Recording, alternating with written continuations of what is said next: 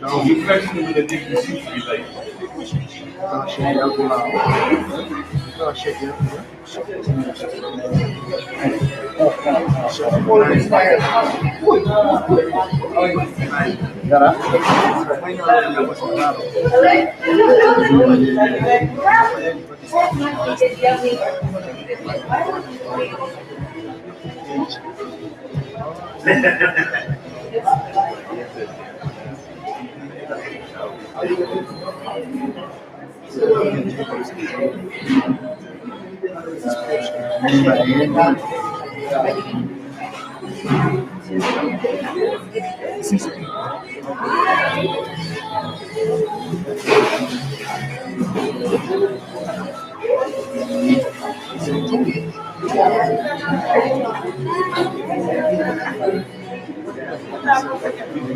Open your camera, man. Take it with you. Right, just put somewhere else. What in my inbox? And then we drop it. Check. Yeah.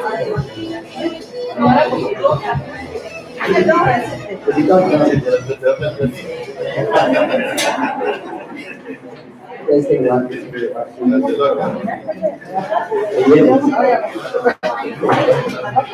the longest. I think it's the longest out. Yeah.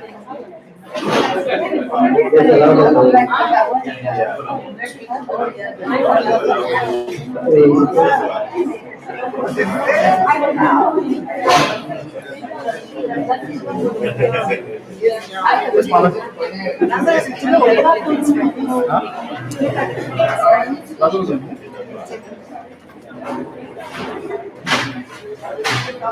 Tilly, where's this thing? Tilly. It was like that already. Huh? Yes, it was like that. It was not like that. Yes, I need to was like that. I don't want no where's this thing?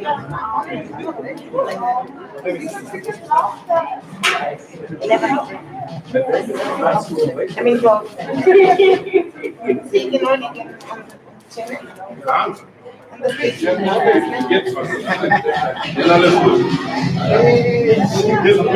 Where's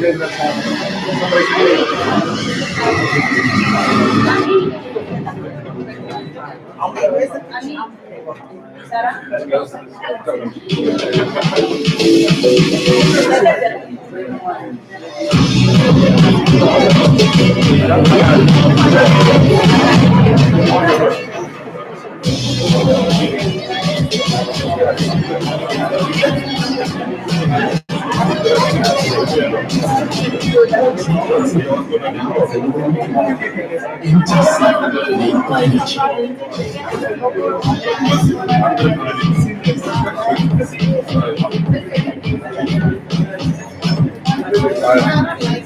I didn't think I was going to be on Friday. I didn't think that. Just now you guys chased me out. Oh, okay. I want to practice.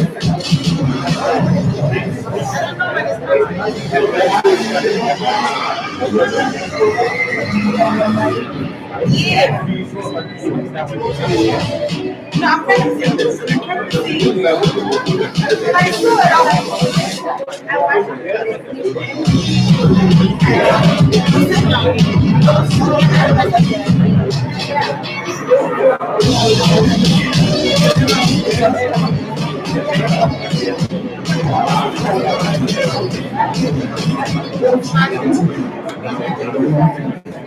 MTC made the connection.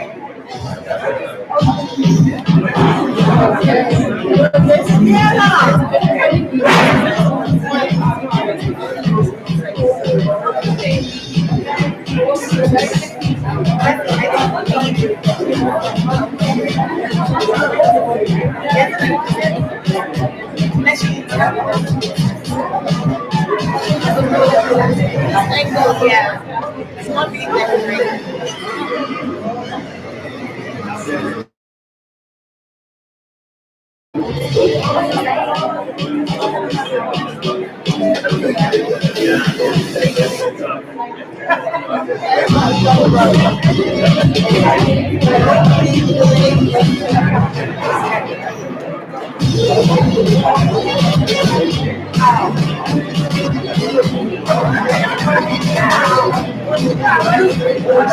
Well, you look like MTC made a connection.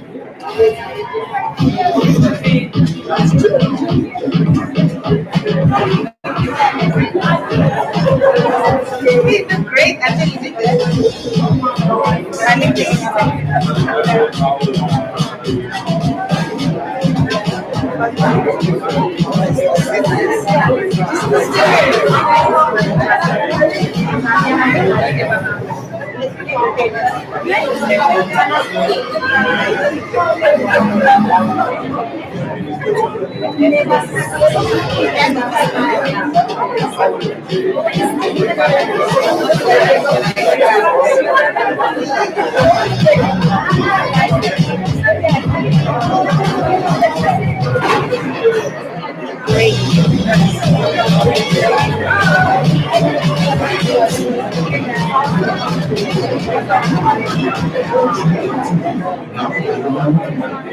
MTC made a connection.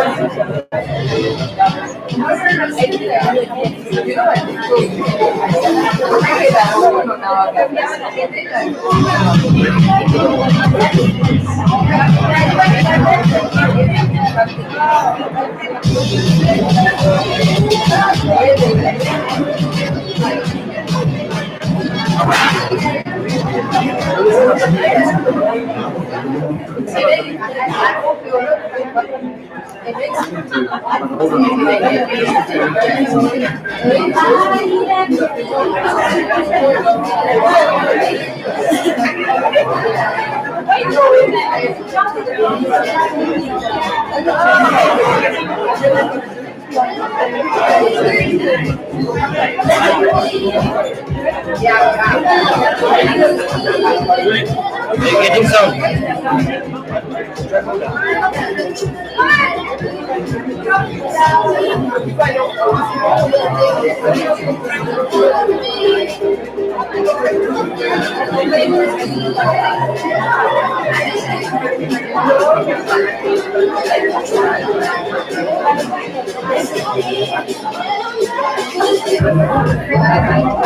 But this sa ano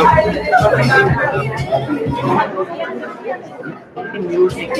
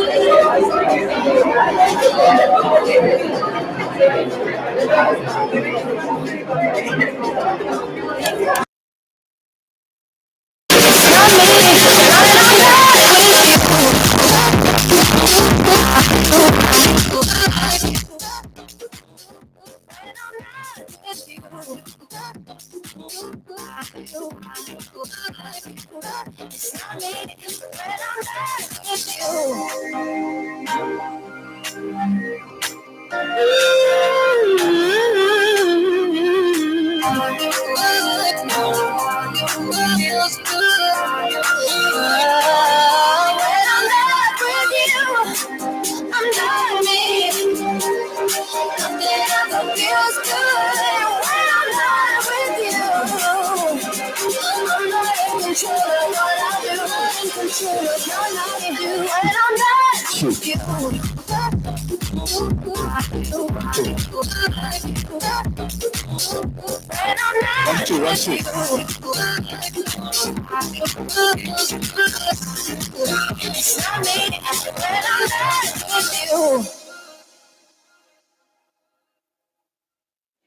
two, one, two. Good afternoon. Hello, good afternoon, guys.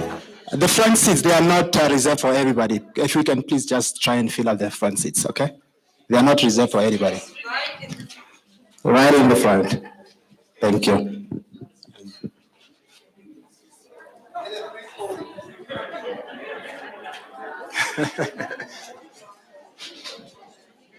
Yes, those that are going to sit on the front seats are going to get a free phone.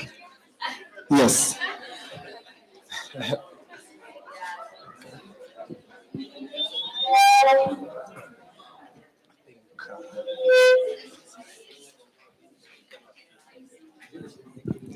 How are you, boss? All good. Good? All good.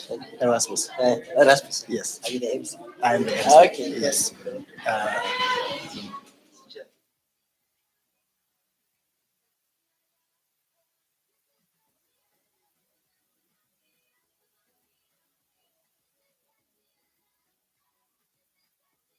One, two, one, two.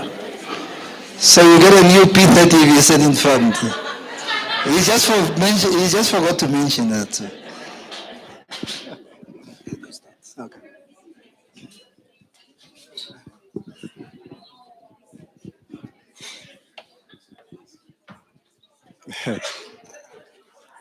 Good afternoon. Clearly, I can see that everybody wants to get a new phone. You know, all the seats are now full. My name is Erasmus, and I'm your MC for the day. And if I may ask you to please just allow me to recognize the seniors. Are the seniors here? MTC seniors. When I say seniors, I'm referring to the chiefs, management, middle management. I recognize them. And of course, I recognize you as well. Thank you very much for coming. My name is Erasmus, like I said, and I'm your MC. If I can just ask a few questions, not just one question. Is there anybody here who does not know what Aspire to Inspire is all about? Just in case, I just want to know, you never know, there might be someone who have no idea what it is. Well, just in case if there's anyone who does not know what it is, well, you are at the right time, in the right place, because I'm going to tell you what it is. It's very simple. Aspire to Inspire is an MTC initiative, and the whole idea of the initiative is just to motivate, inspire, and instill that drive into MTC employees, make sure that they work hard toward their goals, objectives. It doesn't matter whether it's short-term goals or long-term goals, whether it's professional goals or a personal goal. Okay?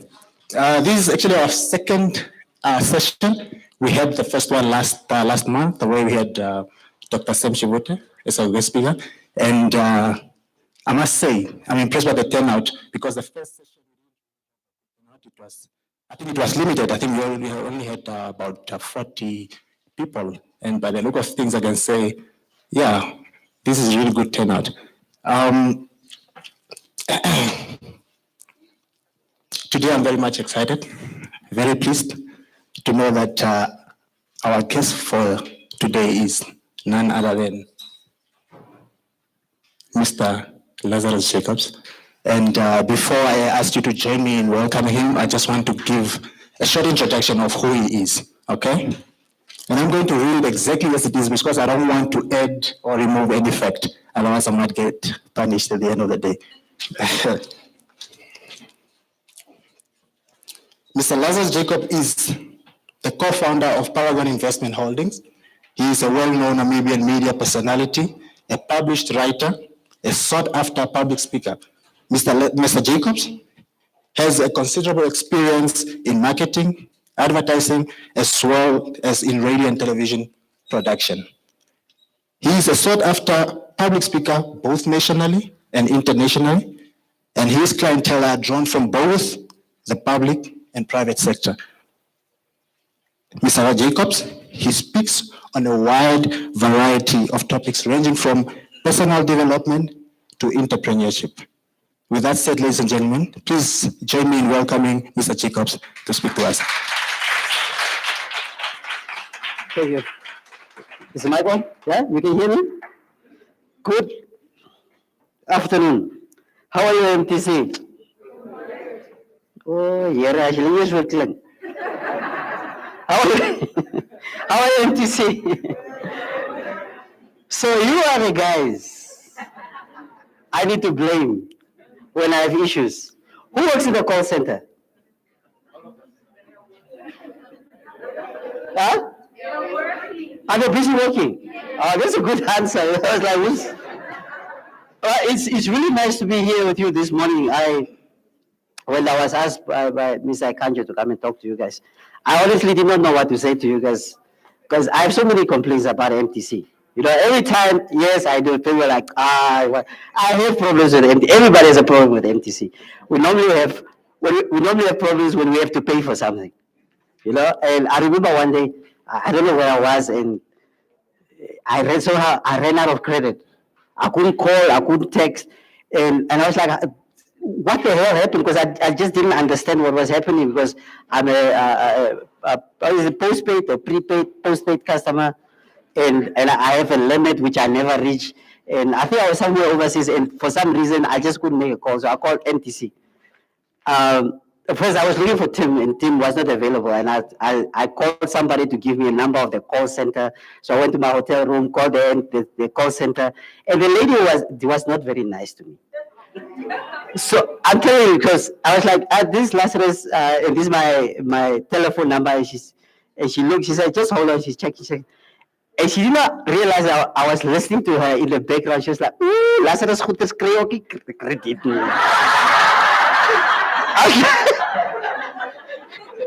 The thing is that on it's like, so I forgot I was roaming. I should have told you guys I'm roaming. So I think my $10,000 was used up in 2 minutes.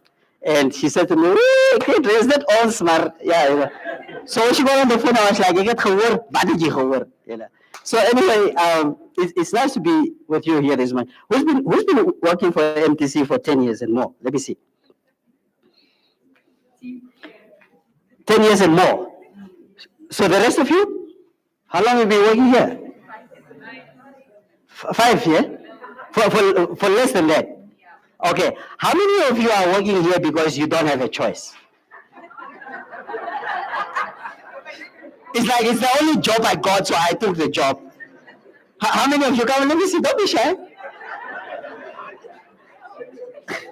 So you're all gonna sit here and pretend like, oh, me, my biggest dream ever was to come and work for MTC. You're lying. That's a lie. Stop lying. Research has shown it. If you have a company, typically 10% of the people work in that company because they wanted to work for that company. The rest of us, yeah? We are here because the economy is tough and we find a job. And I always find it very interesting when people come and say, Lazarus, did you do a job for me? Did you do a job for me? And I have a job for you. Say, what type of job are you looking for? And I'll say, I say, what type of job are you looking for? And they'll say, any job. And I'm like, well, I'm looking for a gardener. And they're like, no, Mar, we buy job. And that has taught me, that teaches me quite a lot of things. In life, you need to be very specific about what you want, isn't it?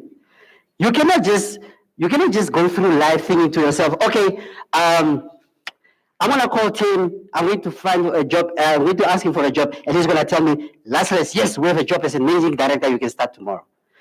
If you want to ask somebody for a job, you need to be very specific. It's the same thing like, let me talk to guys. You know, if you want a woman, if you want to date a girl, you're not going to be like, hello, Maria, I was hoping maybe if you're thinking about it.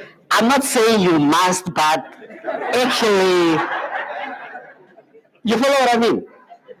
So, because if you want to marry somebody, you come and say, I want to spend the rest of my life with you. Will you marry me? Isn't it? Our life is supposed to be the same.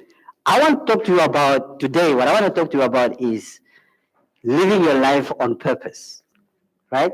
You need to have, I know it sounds very, so purpose or whatever, but let me just tell you, you need to live your life on purpose. And everybody that has been successful in life, in whatever it is they are doing, whether it's an athlete, or it's a politician, whether it's whoever it is, are people who live their lives on purpose, are people who think about what they want and they work and they focus on that. And I'll give you a very, very simple example. Many of you probably understand Namibian politics and stuff. If you talk to the founding president, he will tell you, if you ask him, why did you take up the struggle? The first thing he will tell you is that the aim was independence, right? Purpose. So when he woke up every morning, first thing he thought about, I'm going to fight for our country's independence. Frank is the same, Frank Fredericks. If you speak to Frank, you say, Frank, did you really think this guy who's come from Katutura, Groot Winkels, you're going to become an Olympic athlete one day? He said, I knew my background, I knew where I'm coming from. I knew my only way out of where I'm from is athletics. So I was putting in 18 hours where other people were putting in 7 hours. So where do you come in with good old MTC? When you wake up in the morning, Michelle, what's the first thing you say to yourself? When you wake up in the morning, after you've kissed your husband, what's the first thing? Let's do this. You're lying. Michelle says, let's do this. You wake up like, let's do this. What do you do? What's the first thing you say to yourself? Here we go again. Here we go again. Who wakes up in the morning and first thing you say to yourself, oh, fuck.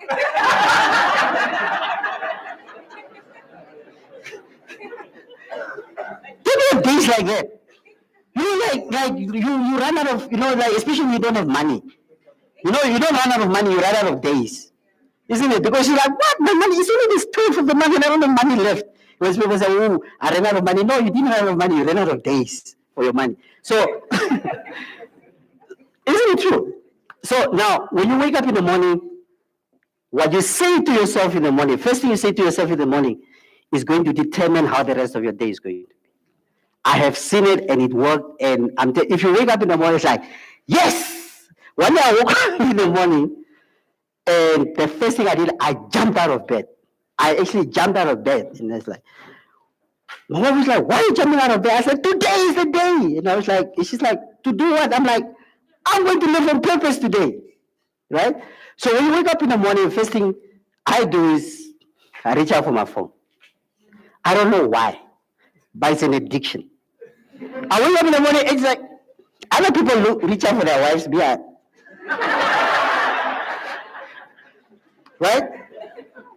But the reason why I reach out for my phone is because every morning, I wake up every morning 4:45.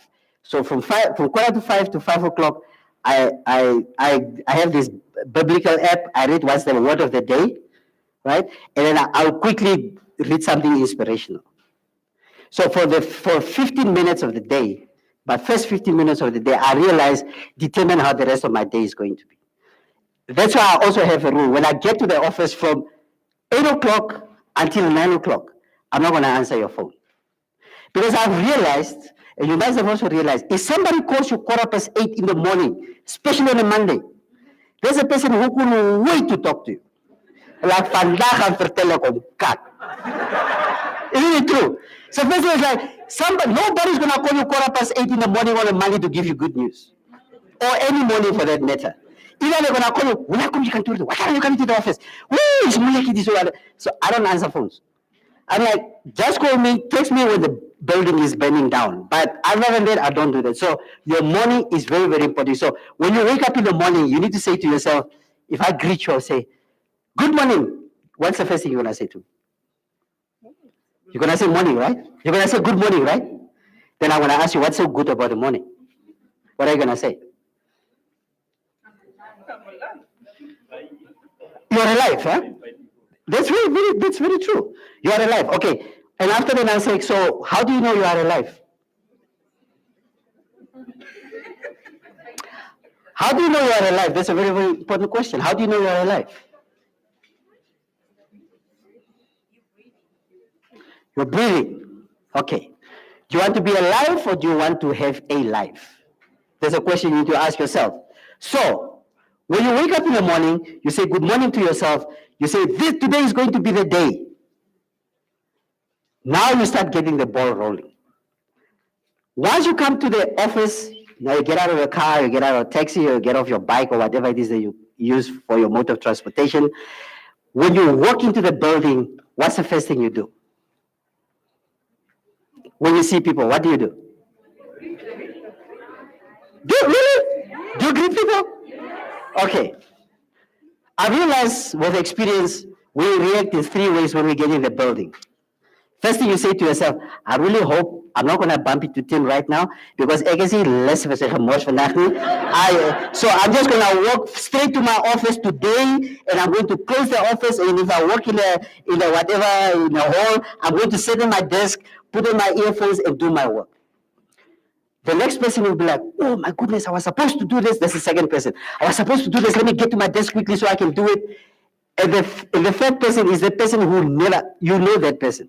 They take like 20 minutes to get to their desk.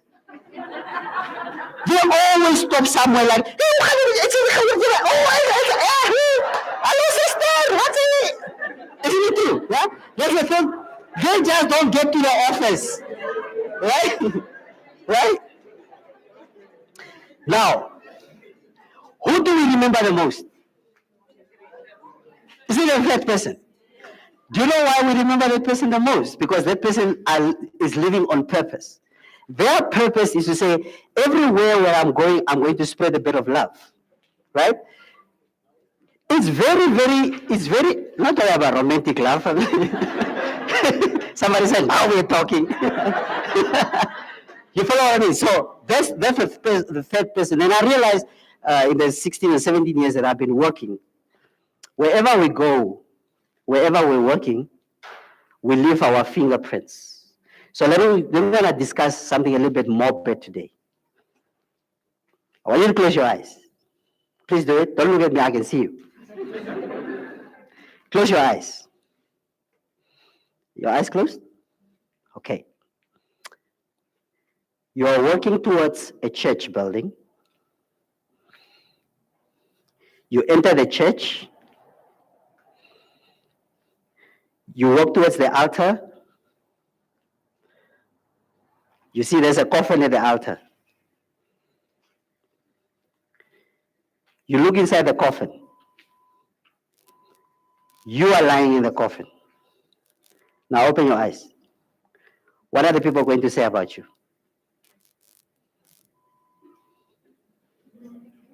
You don't have to tell me. Because the answer you're going to give to yourself right now determines your relationship with your colleagues. Yeah? Are they going to say, thank God she's gone? Are they going to cry like, man, I could have done something? Because the people that you see here, that you're working with, believe it or not, these are the people you spend most of your life with. Because you see your family in the evenings, and you see them over weekends.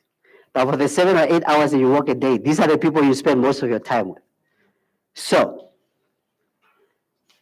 what type of person are you to your colleagues? There are 3 types of people I want you to remember. The first type of person that you work with is what I call brother project. It's always a guy who's in a job or a woman who's in a job, and they want everybody to believe that this job that they are doing is not actually their real job. It's just a temporary job. It's like, hey, as they tender reg kom, dan gooi ek my bra. I'm going. Where the woman is like, oh, and my husband just get the fishing quota, I'm gone, I'm going to become housewife. Right? Do you guys know that somebody, ne? They're always making plans. They always have a brown envelope with some application, for something. Isn't it true? Yeah? They're always like, woo, and other one is like, woo, I can't even back like my man after and then Carlos plus two. They're always like in transition, right? The second person is that person who takes their job way too serious. Like, woo, I can't even make you proud. No, come tomorrow. You guys know that person. And the other person is they just don't want to be here. You don't know where do you want to be? I don't know. I just don't want to be here. What's wrong here? Everything. My salary, the color of the building. Some people I don't like team. You understand what I mean? They're the third person. So what type of person are you? Okay? So, I want to leave this with you before we do a question and answer session. Every day that you are alive, whether you're at MTC, whether at home, you are always a decision away from changing your life permanently. Every day. You are always a decision away. Let me give you an example. I'm from Grootfontein. Eh? I was born in Grootfontein. This past weekend, I went to visit my mom. And normally when I go to the hood, I always leave my car. I don't drive around because I know everybody. Oh, Auntie V, Auntie Sunny, Tate V. I know everybody because I grew up there. And this one day, I went, this Saturday, I told this story before. I went to the shop. And this guy came to me. He said to me, Lazarus, who's that? And I'm like, no, I'm fine. I'm looking at this guy. I'm like, who is this guy? Oh, you taking it from me? I'm like, brah. Sorry, man. He's like, oh, taking me. Was my Sam standard 3. Standard 3, that was like, that was before Naoma even came back from exile. And I was like, okay. Now this guy, his name is Obed. I eventually recognized him. Obed was mathematics. Obed was a guru. In school, he was like, he used to tell teachers what's wrong with her. He was like, you understand? He was that good. Obed became he had such a bad luck with life, that Obed became alcoholic. And then Obed started talking. I said to him, Obed, what the hell happened to you? Because Obed came from a decent family, like most of us. Yeah, he came from a decent family. I said, Obed, what happened to you? He said to me, Lazarus, I don't actually know what happened to me, but when I got to grade 10, which is standard 8, I impregnated a girl. And I had to get out of school to look after the girl. And I didn't have a decent education. Before I knew I was a driver, and then I was arrested for drunk driving, and I lost my job. And Obed has been unemployed for almost 12 years of his life. And he became a total alcoholic. And then we started talking about a lot of the guys that I know now. If you look at, the township streets, everybody knows each other in the street. This house, this side, and this house, this side. All the guys, I think we grew up about 15 in that street, young guys my age. And I realized that of the 15 guys I grew up with, I'm the only surviving one. They all died. All of them died. All the guys that I grew up with actually died. And I said to him, am I special? No. So, and I asked, when I started talking to a cousin of mine, what happened to this guy? What happened to the guy? He told me, no, this guy died of AIDS. This other guy died in a car accident. This other guy just became a farm worker and you don't know what happened to him. And I realized that there was nothing special about me. It's because at very crucial times in my life, I made a decision which changed my life permanently for the good. And they did not make that decision.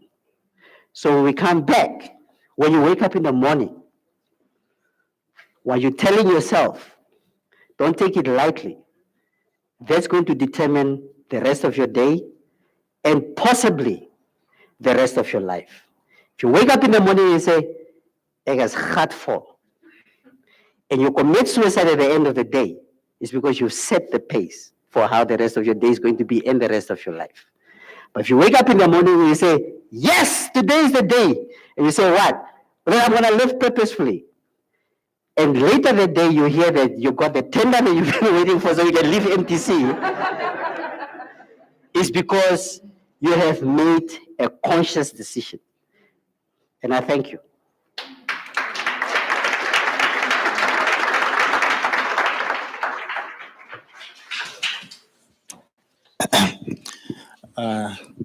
Thank you very much, Mr. Jacobs. Please, a round of applause for Mr. Jacobs once more. Thank you very much. I do believe that we we did take something valuable from what Mr. Jacob has said that we can take home with. And Michelle, did you? Awesome. That's awesome. Dr. Jacobs, before I give the opportunity to the audience to ask their questions, because I do believe that most of them, I was seeing when we were giving the presentation, they were noting down. So I believe some of the things that we're noting down is questions. But before I give the opportunity for them to ask you the question, I also have reserved my question for you. And I want to get it out of the way. So my question will be answered first. You are a businessman and a very successful one for that matter. Let us say I have a business idea and I want business advice. Can I approach and consult you for business advice without you issuing me an invoice? Without you offering what? Without giving me an invoice, without charging me. Yes. You see, typically what because of the business mentorship stuff that I do, I always hear people say, Lazarus, I've got this brilliant business idea I want to discuss with you. And I always say that if it's so brilliant, why do you want to discuss it with me? Why don't you just do it? And the advice I can give you if you have a business, if you want to do business, I'm going to ask you one question. I don't want to hear your business. I'm going to ask you, do you know what's the purpose of business? Why do you start a business? Okay. Why do you start a business? Why do you want to start a business? That question that I asked you, I actually asked it on behalf of everybody who has it. It wasn't specifically mine. So, I'm dodging. Okay, let me make your life easier. All right. The purpose of business is not to make money. The purpose of business is to solve a problem. If you solve a problem, you'll make money. That's basically, so when you come to me and say, I have a business idea, I'm going to ask you, first question is, what problem are you solving? Does that answer your question? Yes. Okay, now let me ask the real question that I had. The real question that I have for you is, what drives you to keep going when things are really tough? Sure. What keeps me going? Yes, when things are really tough for you.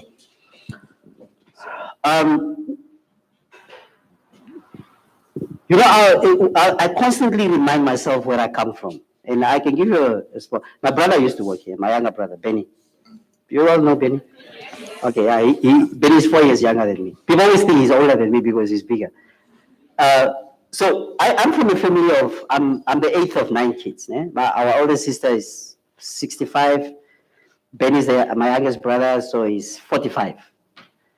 And you know, I came from a very, people always say, everybody came from a poor. We really grew up poor. Yeah, I always think people, we're not poor, we're just poor.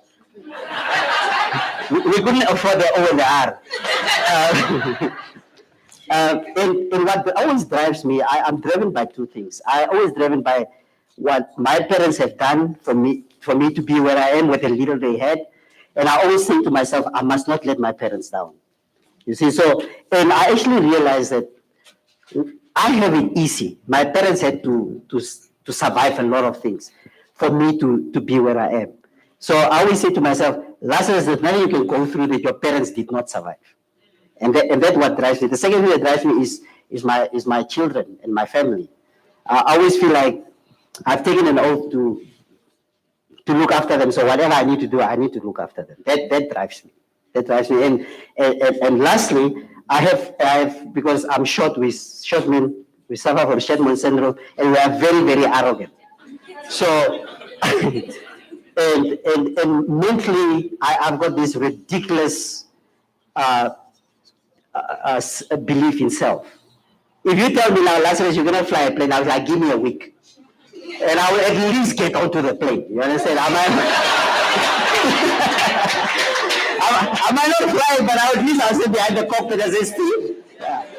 So and it's something, self-belief is like faith. It's something you practice every day. It's not something you just wake up and start doing it. So, and also, I know a lot of people don't want to talk about it. I'm a Christian, and I believe in my faith. I believe I can move mountains like Jesus said, because I believe in I saw this thing that I always carry with me in my wallet. It says, "You lack nothing. Use everything I give you. I gave you by God." I believe that whatever it is, I will not be put in a position, in a situation that I cannot survive. And if I cannot survive, I will find other ways and means to survive it. Does that answer your question? It did. Thank you very much. Thank you very much. Well, it is now time for us, for anyone that has a question, to just ask Mr. Jacobs a question. If you have a question, just raise up your hand, and a gentleman behind will come to you and give you a mic. Okay? All right.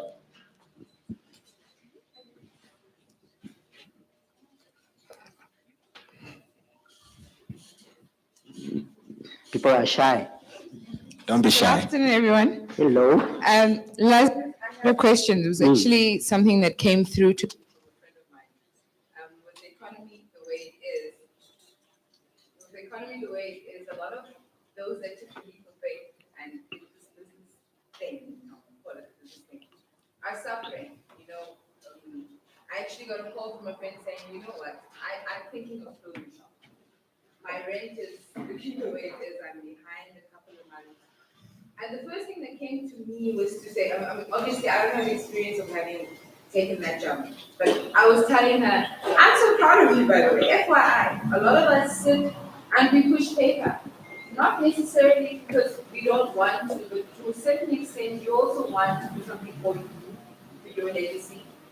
But I was lost for words as to what to tell her. Like, okay, she's behind on her rent, the economy is the way it is, she's in a big shopping mall. The best thing to do probably at that stage is to close shop. Where do they go to tap into that fire they've had before if the reason that they've done it is now just pushing them against the wall? So what does one say to someone that falls that way? Okay. I'll say a couple of things to that person. One, I'm a big fan of hip hop, and Snoop Dogg has got this song called "Break Up to Make Up." Sometimes you need to break down your business to restart your business, right? And I'll give that example. When I grew up, my father and my mother, they had different sets of ways of disciplining us. For example, my mother always used to she was always pushing us to be like A students, right? Me, I was ridiculously stupid. I was like, if I got a C, I used to celebrate like, woo! C. I was like D and E. I used to flip between D and E. So every time now Benny was a brainy one. Benny and my older sister, my second older sister. They're the brainy ones. Like I think he's busy with his PhD now. I only have grade 12. He's busy with his PhD. So now my parents, when Benny went to my mom, was like, Mama, I got an A. Mama, like, hey, yeah, Benny, go to town, get new shoes. And and when I come in, my report is like, this one. So, but that was my mom. But my dad was the total opposite. My dad used to say, if you come to my dad and you say, Dad, I got an A, he'll be like, oh, okay, well done. And he'll be like, he will not be celebrating. But if I went to him and said, Dad, I failed, he used to be like, oh, okay, sit down. Let's talk. What happened? And I'll explain to you and all that. And my father taught me that you learn more from failure than from success. Although he didn't say that to me in those so many words. That's how I realized. So I want to tell your friend that she must fail forward, right? She can say to herself, yes, the business is going to close down now, but what has she learned from the business? What has she learned? And it's not like Muhammad Ali says, you knock me down 7 times, I stand up 8. It's not how hard you fall, it's how quick you stand up. You need to tell her that. Does it help? Okay. Yeah. Next question. If you don't ask questions, I'll point at you. Because there are some people who are looking at me like they want to ask a question, but they are shy like.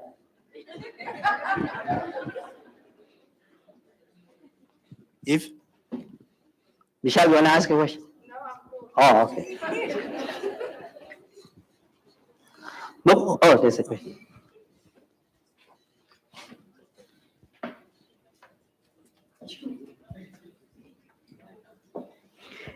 Am I allowed to ask questions? I want to know things like how much do you get paid? Hello, Zolas. I just want to know, how do you determine your purpose or your call in life? How do you determine it? Yeah. Okay. It's a very easy question, but it's also a very, very difficult question. So let me start from the beginning. All of us here, all of us we have a purpose in life. All of us. Nobody was born with no purpose. Like I said, God doesn't create people because it's his hobby. He creates people because he has a purpose. So when you come in life, God has put you in Namibia or in Windhoek at MTC at a particular point in time to fulfill a particular purpose. Things just don't happen by chance, right?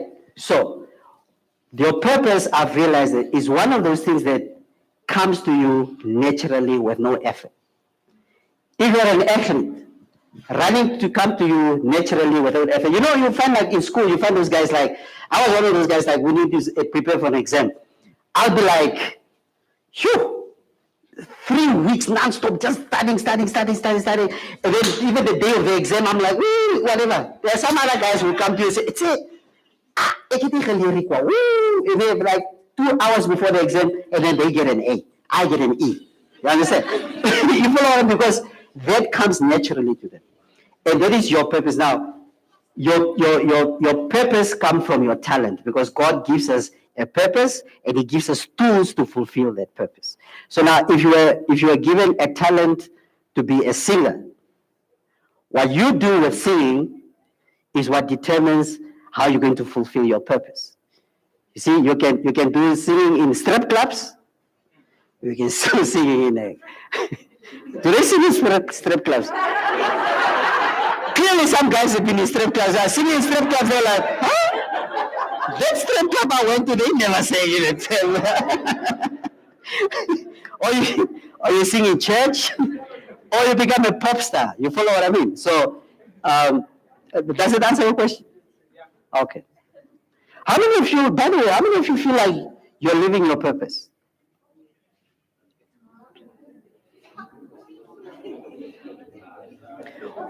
Who think that they are not living their purpose?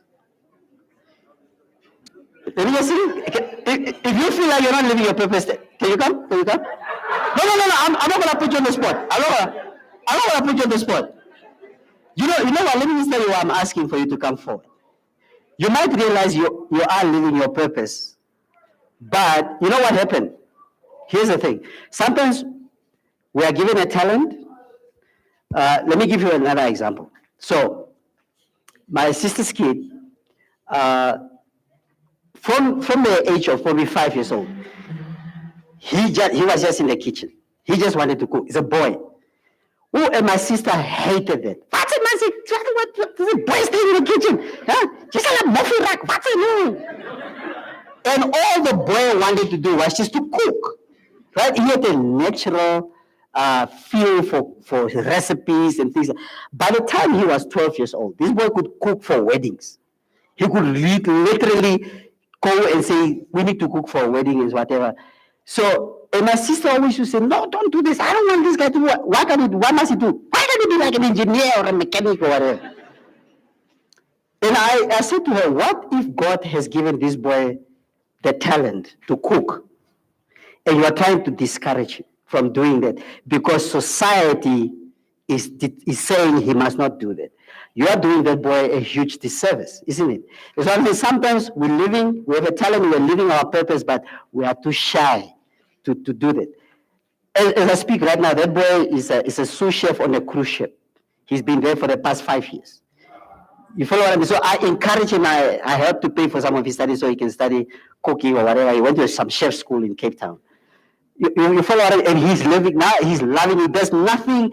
He talks about food the way I'll talk about Manchester United. He will give you. He'll take you step test. You test him. He'll even give you a recipe in his head. He's like, "What do you want to cook? Bake bread. Okay, take this. How many milliliters of that? What? You understand what I mean? Because that's his talent that he was given. Now the purpose comes in. Now he's on a cruise ship. Now he's training other people. So he's living his purpose. What do you think you are not living your purpose? Do you think you have a purpose? What's your talent? What are you good at apart from being beautiful? That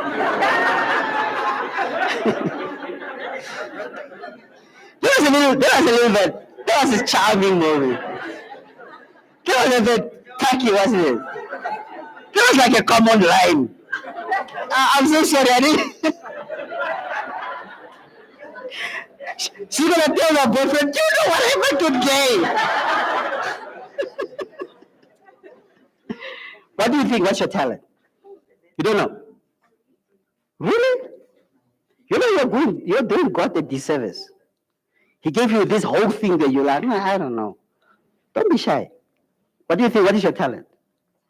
What do you do for MTC?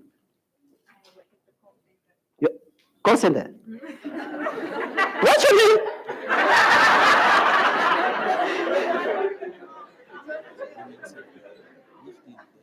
What's preventing you from living your purpose?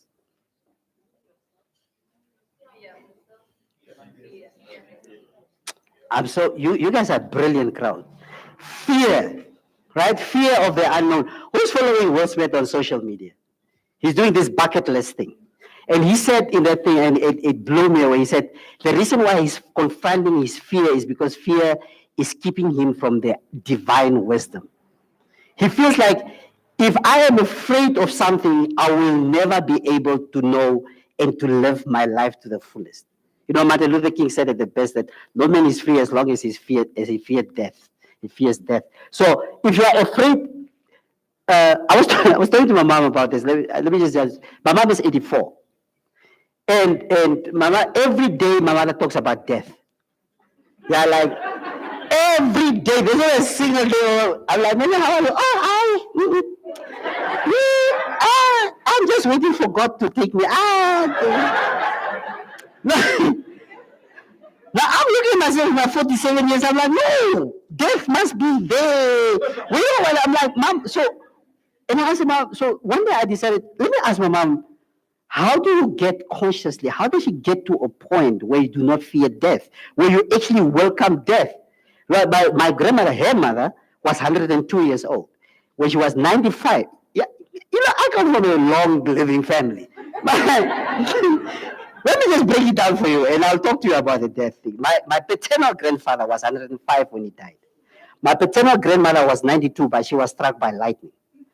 My maternal grandmother was 104 when she died. My maternal grandfather was 96 when he died. So I'm going to be here for a while.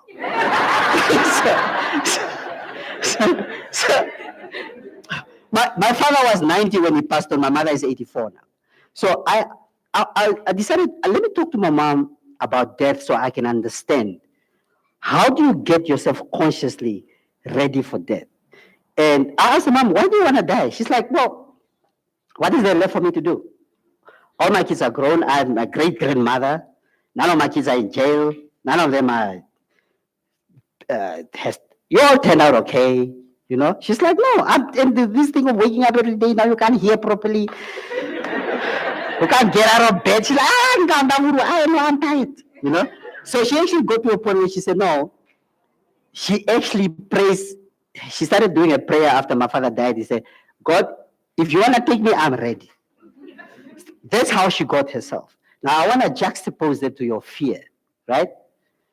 The only way we're going to overcome our fear is to confront that fear. There's no other way to go about it. If I'm now Michelle, if I'm now Michelle, and I'm scared of her, I'm never going to have her. But I'm like, so waar vandaag, nee? Ik ga praat mijn hart uit vandaag. You follow? Because the only way you can do that is so if you want to live your purpose and you are afraid, what do you fear? Mostly we fear failure. What if I try to do this and it doesn't work out? You see where you're sitting right now? I want you guys to go and do research about the guy who did brick paving for the first time. These interlocks that you guys are there where you're sitting. This guy tried 12 types of interlocks over 15 years before he came back for this one. Look where we're sitting right now. Now they can tell you, no, $700 a square meter, right? If we were afraid, if he was afraid to do that, we'll still be here sitting on gravel, right? So there's only way you're going to don't be afraid, man. Gooi je net in. Just gooi je in. There's a beautiful video by Steve Harvey, the comedian. If you don't know it, please go and watch it on YouTube. It's called Jump. Yeah, just go watch the video. It talks about how you're going to overcome your fear to live your purpose, and especially to pursue your purpose. Just jump. Once again, how many are here now because you want to be here?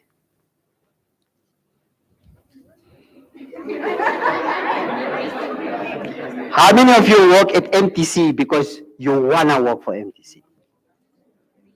Okay. What happened when I asked you the question earlier? Nobody answered, right? Okay. Then any more questions? And then I can end here.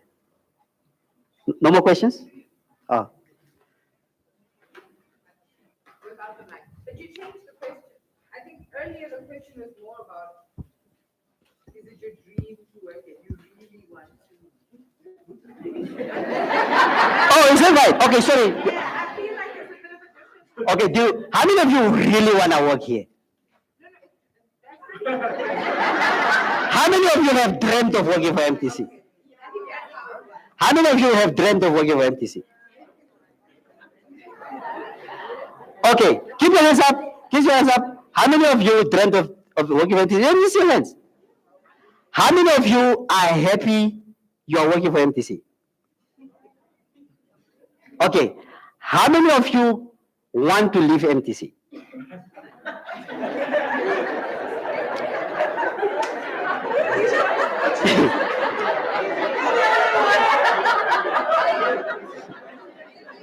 You see, normally that's when the truth comes out. Look, Tim is not going to fire you. Look, here's the thing, man. And here's the thing that you must not be afraid of. All of us, we were born, we are on a journey. There's a journey, né? All of us, even Jesus. He knew what's going to happen to him, but he went on the journey, right? The fact that you are working for MTC is part of your journey. The fact that you do not want to work for MTC anymore, that's part of your journey. It means that when you are here, you have fulfilled your purpose for being here, right? Chances are you only came to work for MTC for 7 years to find your wife. Here, right? If you were meant to marry Maria, and Maria works for MTC, and you are from Chicago, and you and Maria need to hook up, things will happen for you to come and work for MTC to meet Maria, right? Sometimes you came to MTC to come and find somebody who is a complete horrible person to teach you a lesson about your life, and that lesson is gonna help you later in life.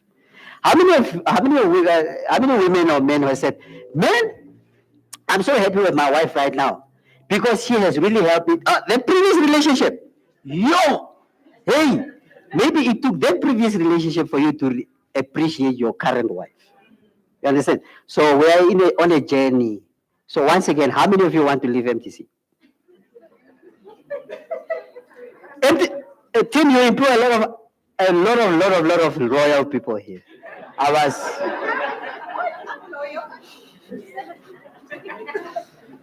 Do you have any more questions? Do you have any more questions? Okay. In conclusion, so there's no more questions, eh? Okay. I want to conclude with this. How many of you have got a pen and piece of paper? If you don't have a pen or piece of paper, take out your phone, go to your notes, where you write your notes. Okay? If you are ready, let me know. Ready? You are on your note? On your left side of your paper or your screen, write A. Just the letter A for April. The letter A, ne? On the left side. On the right side of your screen or your paper, write the letter L for Lazarus. Ne? You get it? Okay. If you work with somebody, somebody is in your life, I'm trying to get you now to live your life purposefully. If you work with somebody or if somebody in your life, whether it's your boyfriend, your husband, girlfriend, best friend, childhood friend, or whatever, and you interact with that person, and once again, you get two types of people. You get those people that suck your energy. You call them first thing in the morning, how are you? Oh, vigili lewe ani. Because write the name on it under L. Don't have to write it now when you get home. Because that person might be sitting right next to you.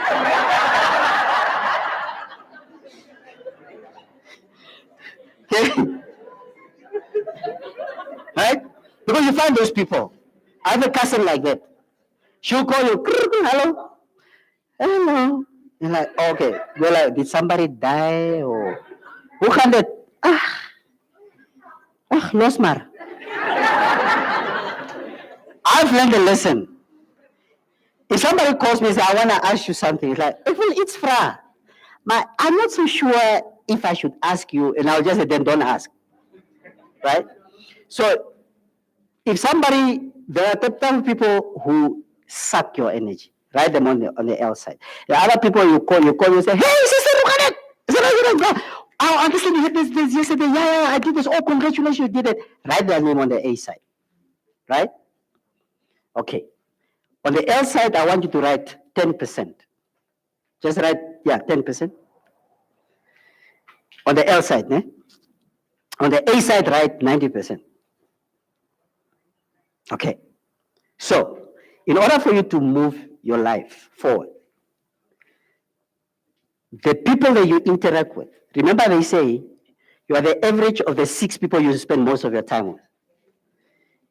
If the majority of people you spend most of the time with are alcoholic, chances are you're an alcoholic.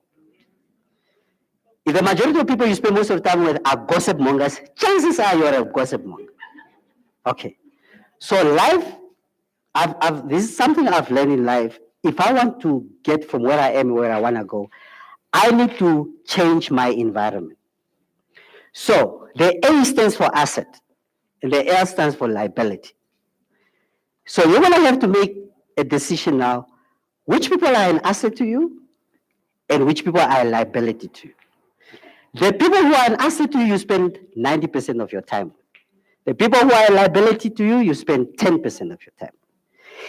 If the people who are a liability to you are complaining that, oh, I don't see you anymore, almost no die. Tell them, and the one thing they're going to tell you is you have changed. Then you must say, yes, I was hoping you will see the difference. That, ladies and gentlemen, is how you live your purpose. By start with changing your immediate environment. And I thank you.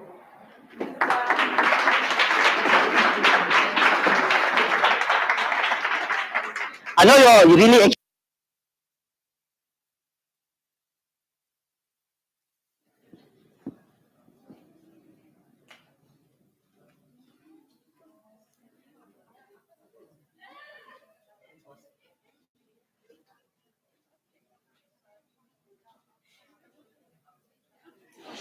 One, two. Oh, okay. It's on now. Thank you. Dr. Jacobs, thank you very much once more. We really appreciate the fact that you came out here to talk to us. We appreciate that. Oh, sorry. I apologize on their behalf. Maybe we can just give him one more round of applause.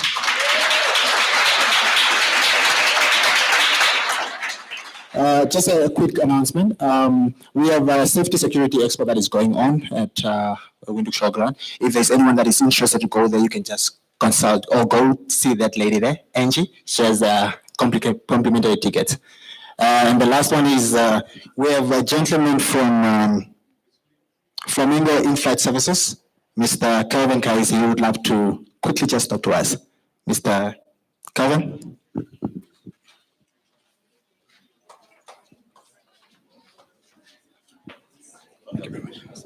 Good afternoon, everyone. Small world, where's Les? Hey, Les, how are you doing? Great, good afternoon, everyone. My name is Calvin. I'm from a company called Flamingo.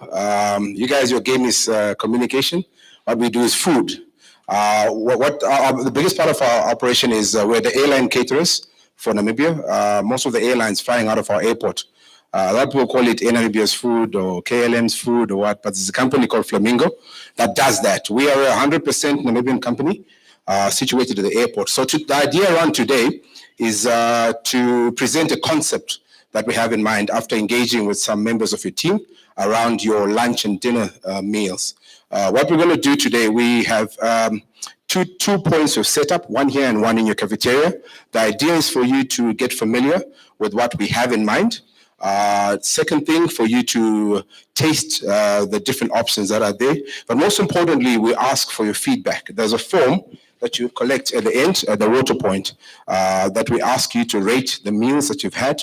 We're also looking for your suggestions. If there's anything that you think we need to tweak or change.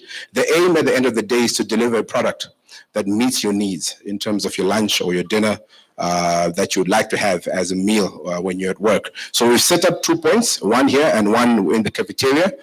We've got two types of meals. At the very beginning of the point, you'll see the meals in the lower silver foil are the hot meals, the options you've got for hot meals, and the ones in the transparent plastic container are the cold meals.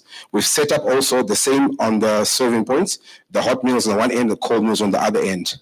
So there's a little white container you collect and a cutlery set that you use to, take out portions, taste.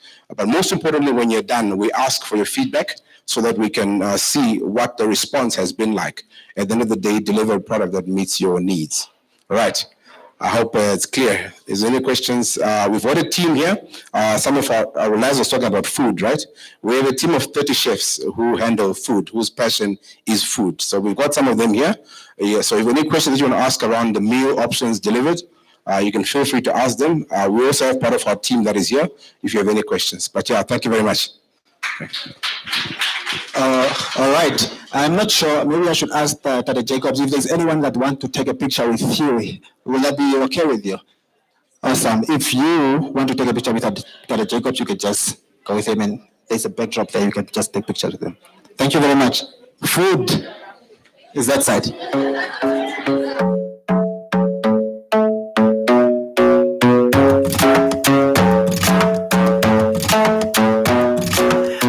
Isn't the best place to find the lovers, at the bar is where I go.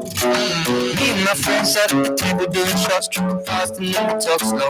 Come over and start up a conversation with just me, and trust me, I'll give it a chance. Now take my hand, start up a kind of man on the jukebox, and then we start to dance. And now I'm singing like, girl, you know I want your love. Your love was handmade for somebody like me. Come on now, follow my lead. I may be crazy, don't mind me. Say, boy, let's not talk too much. Grab on my waist and put that body on me.